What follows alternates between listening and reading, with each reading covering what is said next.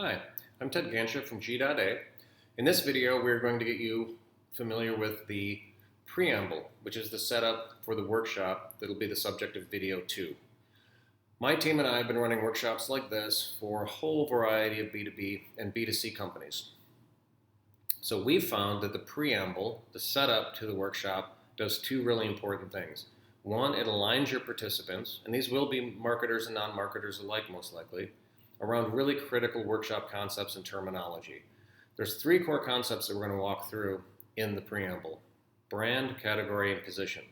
Most marketers will have definitions for those in their head. They will have worked and operated within those concepts, but they may be slightly different. And so we want to bring those together into one unified definition. Non-marketers, I find, have heard of these things, but they haven't operated in them, so they don't really have definitions.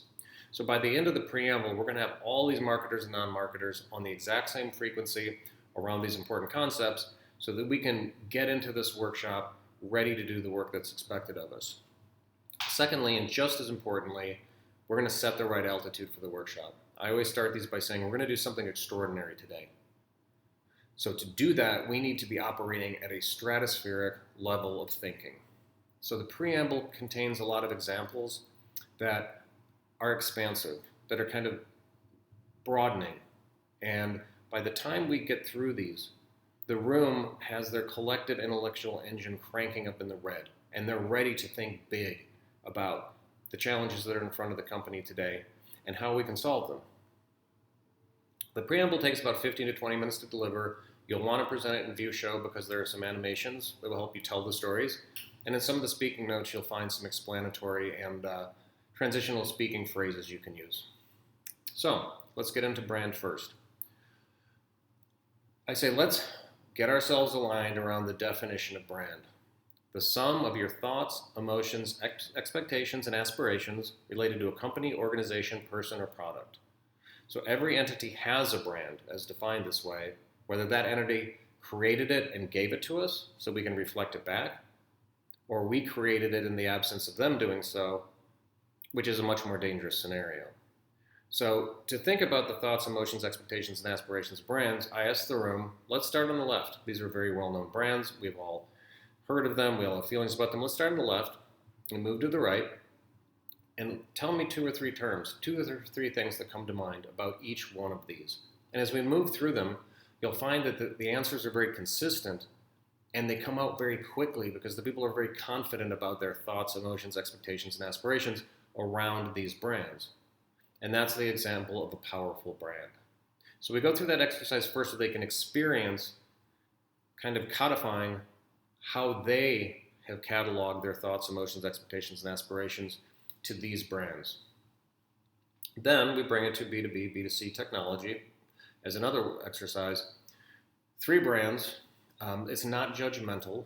It is just a comparison. I asked them to do the same with these three brands.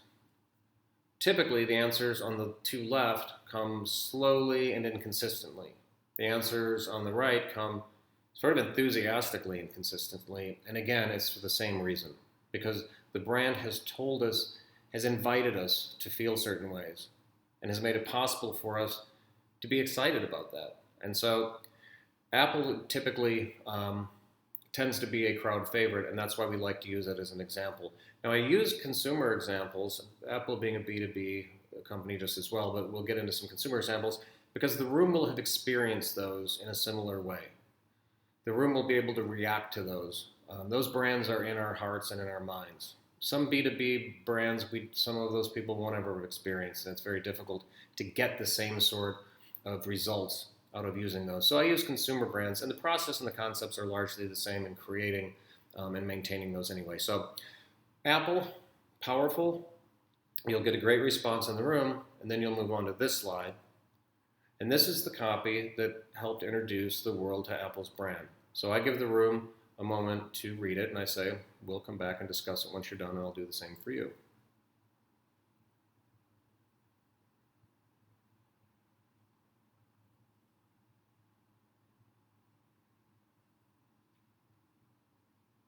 So, a couple of interesting points about that copy.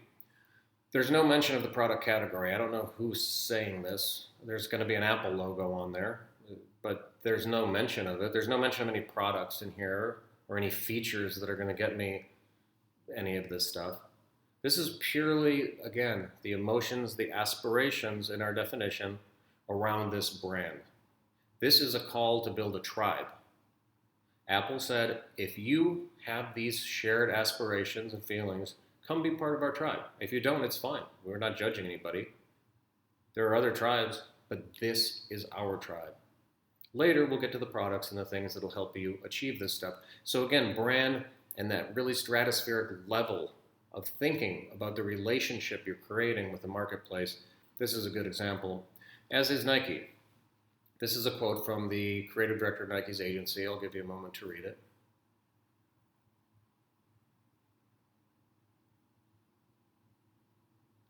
Again, you'll see it's not about athletic gear. Most of us buy Nike products. Most of us are not elite athletes who probably understand fully how shoes are constructed or do compare and contrast on the material of the soles. Nike's appeal was to us to be the best we can be as the athletes we are. And the Just Do It tagline was a call to get out there and go, we're behind you, right? So the Nike brand, again, no mention here of product. In execution, it looks like this. Find your greatness. We'll talk about the products later. So again, brand operating at the highest level and creating a real relationship with the marketplace that transcends products, transcends features. So now we've talked about brand, let's get into category. And a category is simply a set of solutions to a problem.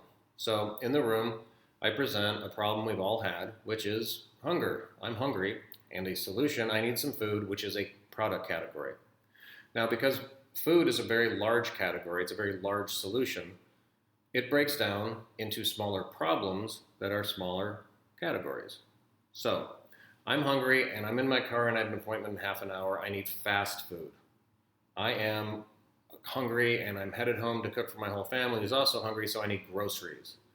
I am hungry and I want to maintain a high fitness level, so I need health food. Those are all completely different problems. They just happen to exist under the larger problem of being hungry. So these subcategories, which are huge opportunities, each of them taken individually, solve those subproblems and position around those subproblems. So a category is really just a problem, a solution rather, to a problem that's been brought to it by a market. Now, the positioning happens within these categories. So this is a very simple tool. This is a positioning grid. It's extraordinarily simple. It's an X and Y axis with attribute A and attribute B. And so by the end of this preamble, you're going to be completely familiar with how to use the soul of your room to help test, create different positionings for different categories, ultimately for your own. So let's take a look at an example within the food category. I just picked ice cream. Everybody's had it. Everybody's been bombarded by advertising. So Ben & Jerry's is a very well-known brand in the ice cream world. And the attributes that they selected on those two axes where they could be the strongest are quirky flavors and cause-focused. Okay? So it turns out that within the submarket of ice cream, food, there is a love of these quirky flavors, and there's also a love for the organization doing social good. Now, Ben & Jerry's, because of the actions and the spirits of their founders, they live this. And it's important to live your positioning. You can't just say you're something or not be it. Ben & Jerry's obviously lives this positioning. So they're high and to the right. They're in blue sky, noiseless territory, because what happens when you position like this, you reposition all your competition low and to the left. So Edie's, Haagen-Dazs, Breyers, all of these companies, the dozens of them out there, are not going to be able to move up in Ben & Jerry's position because Ben & Jerry's has now owned this position honestly, and now for many years. And that is who we think of when we think of these two attributes. So again, the positioning grid is category name, attribute A, and sometimes attribute B. Sometimes you can go with one. We'll look at some examples of that. Typically, it's going to be with two attributes. So I asked the room, let's make sure we're understanding this. Cars, everyone's owned a car, been in a car, been bombarded by car advertising. But when I say prestige and engineering, what companies do you think try to position high and to the right in the automotive category around prestige and engineering, and invariably I get these three: BMW, Mercedes, and Audi. And so now you're going to be finding out that your room is getting this. So what happens when BMW, Mercedes, and Audi position up there? Obviously, it repositions the competition, and there are plenty more than this, low and to the left. Now, because we're talking again about subcategories, it doesn't matter, because BMW, Audi, and Mercedes have picked prestige and engineering. The problem they're solving for those people is they want prestige, they want engineering. Subaru, Honda, and Toyota have their own positioning grid with their own attributes that are important to their markets. Getting those attributes right is pure magic. So that's what we're going to try to do in the workshop. We're going to test our current positioning and see if it's still valid. If it's not, we're going to either nudge or change it so that we know we understand what's important in this very disrupted environment. Let's look at owning an attribute. So Ford Trucks is durability. Subaru, interestingly, is love. So let's see how they played this out. When you consumer face durability, it becomes Ford tough. When you do that to love, it becomes it's what makes a Subaru Subaru. So to own these, they visualize them and copyright them like this. Everything about this is durability. Unpaved terrain, it's dusty, there's mountains, it looks hot, there are very large vehicles carrying very large, tough playthings, and built to work and play hard. So this is durability personified, the tagline itself. On the other end of the spectrum, this is love. Not just are these people getting married in their Subaru, they're writing a love letter to Subaru about it, and the tagline says love, it's what makes a Subaru a Subaru. So again, where Audi and the others were positioning around prestige and engineering, Subaru is positioning around a very different set of attributes, as is Ford. They just found the ones that made sense and that were the most potent and most powerful for their markets. So how are we going to do that? How are we going to evaluate our current position and optimize it? We're going to use a positioning statement. So we've used a positioning grid, which is going to help us build this. So most marketers have worked with positioning statements before. They come in different organizations, but we're going to use this one. Non-marketers, I find, have not. So we're going to let them know how this works. It's a very simple, it's a fill-in-the-blank sentence, but if you get it right, it's pure gold. For a given target market that needs to, what's that functional need? We talked about what's the problem we're solving. Our brand, is the point of differentiation 1, the attribute, and point of differentiation 2, among all of the whatever the category name is. We looked at ice cream makers and cars and so forth, whatever you are. Because, and we give them a reason to believe, to pay off the claim. So again, for a certain group, for a certain market that needs to solve the problem, what is it? We are the, and 2, among category name. So it's important when you do this not to position around features. Features, unless they're defensible, are transient. And so when you position around features, what happens is you're high and to the right for a while, and you make an investment of time and energy to tell everyone about your neato feature, and then this happens. And then your defensibility has been erased, your differentiation is erased, and you're either inventing a new feature or you're competing on price. Better to be positioning around attributes that are highly defensible, even abstract, like apples, where people can't easily dislodge that attribute. An example of that is user is hero. Nike is there. They own it. These other companies on the bottom, let's assume the products have similar features. To most of us, they do. This user is hero attribute is the thing that differentiates Nike. If on that axis it was just a feature, these other companies would just add it, and then they'd all be stacked on top of each other. You can't do that with Nike because they own that abstract, very human attribute, like Southwest. Again, transportation and love. It's just a thing, I guess. Southwest, I went and I was going to see, do they really live and bleed their brand? I've flown them. It feels like they do. I went to their investor relations section of their website, looked at their topmost vision statement. It said become the world's most loved, efficient, and profitable airline in that order, which means over an IR, they're living that position of love, right? It's there in the logo a couple of times as well. So I asked the room, compare and contrast that non-judgmentally to Delta Airlines. Tell me what comes to mind with Delta Airlines. And really, typically what I get is it's an airline. Now remember, the whole positioning grid is composed of three things: a category name and a couple of attributes. Delta Airlines is missing the attributes, so people are just ascribing the category name to them. They are an airline. And when that happens to you, you'd better be the cheapest airline because there's no other reason to buy from you. So Apple's, we'll go back real quickly to another example of Apple's brand. This is an overarching company position. They make a lot of different products.